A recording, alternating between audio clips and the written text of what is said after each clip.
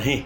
इस पर दुनिया भर की निगाहें टिकी हुई क्योंकि रूस जैसे देश का आधुनिक चंद्र मिशन लूना 25 फेल हो गया है। वहीं भारत ऐसा पहली बार करने जा रहा है जब चांद के साउथ पोल पर मानव निर्मित किसी उपकरण को उतार देगा।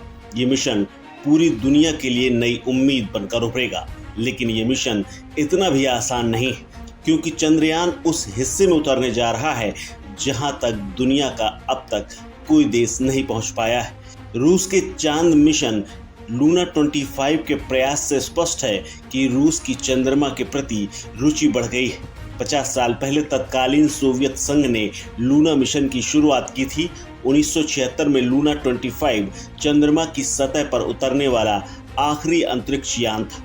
रूस ने पहले ही घोषणा कर दी थी कि लूना 25 के बाद वो और चंद्र मिशन करेगा।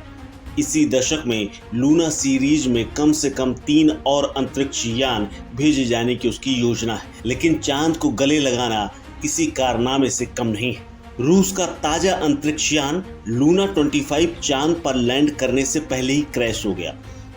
रूसी अंतरिक्ष एजेंसी रोसकोसमोव ने कहा कि अंतरिक्ष यान को चंद्रमा पर उतरने का उनका पहला आधुनिक प्रयास विफल रहा है और अंतरिक्ष यान चंद्रमा की सतह पर हादसे का शिकार हो गया है।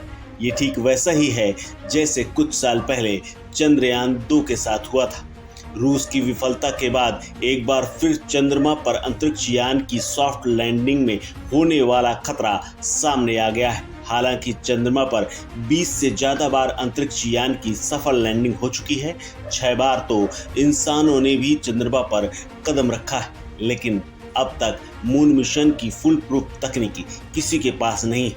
पिछले 10 वर्षों में चीन को मिली 3 बार सफलता को छोड़कर चंद्रमा पर सभी सफल लैंडिंग 1966 से 1976 के दशक में ही हुए हैं। 2019 में चंद्रयान 2 मिशन से पहले इसरो के तत्कालीन अध्यक्ष के सिवन ने लैंडिंग के अंतिम समय में होने वाले खतरे को 15 मिनट का आतंक कहा था। चंद्रमा की कक्षा से चंद्रमा की सतह पर उतरने तक का सफर बेहद कठिन है। सिवन की इस टिप्पणी से समझा जा सकता है, इसमें कोई शक नहीं कि ये मून मिशन का सबसे कठिन हिस्सा है।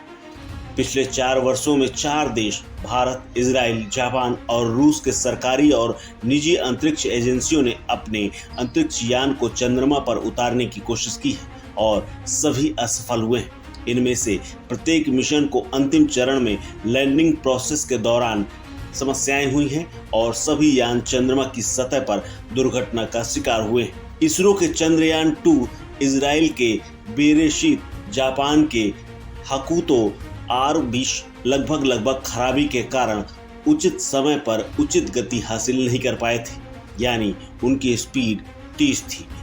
चीन इस मामले में एकमात्र ऐसा देश है जिसने साल 2013 में चांगई 3 के साथ अपनी पहली कोशिश में ही सफलतापूर्वक लैंडिंग करने में कामयाब रहा था। इसने 2019 में चांगई 4 और 2020 में सैंपल रिटर्न मिशन चांगई 5 के साथ इस उपलब्धि को दोहराया।